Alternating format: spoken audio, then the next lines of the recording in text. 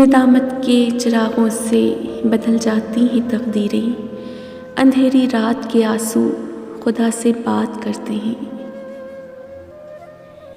رات کی خاموشی کے آنسو ضدی بچے کی طرح اپنے رب کی بارگاہ میں بات منوا لیتے ہیں، اور اللہ اس لاڈلے کی بات کبھی رد نہیں کرتا۔ سجدے کی توفیق ملنا بھی رب کی نعمتوں میں سے ایک بہترین نعمت ہے، جن سے یہ توفیق چھن جاتی ہے پھر نہ وہ دنیا کے رہتے ہیں اور نہ ہی دین کے۔ جب 5 وقت کی نماز بھی رب سے گفتگو کرنے کے لیے کم پڑ جائے تو سمجھ جاؤ کہ آپ کو اللہ سے محبت ہو گئی ہے اور اس نے آپ کو اپنے قریب کر لیا ہے۔ لوگ جتنا بھی دل دکھائیں، یہ یاد رکھا کریں کہ جب اللہ کے بندے ہمیں توڑتے ہیں تو ان کا توڑنا ہمیں اللہ سے جوڑتا ہے۔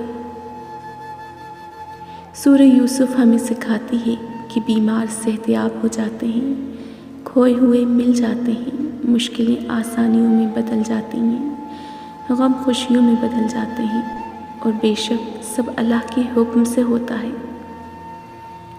کامیاب لوگ اپنے ہونٹوں پر 2 چیزیں رکھتے ہیں، خاموشی اور مسکراہٹ۔ خاموشی مسائل سے دور رہنے کے لیے اور مسکراہٹ مسائل کے حل کے لیے۔ پوچھا گیا جنت کتنی دور ہے؟ آپ صلی اللہ علیہ وآلہ وسلم نے فرمایا، جنت 2 قدم پر ہے، پہلا قدم نفس پر رکھ دو، دوسرا قدم جنت میں ہوگا۔ کسی بھی وجہ سے گناہ نہ کرو، کیونکہ وجہ ختم ہو جائے گی، گناہ نہیں۔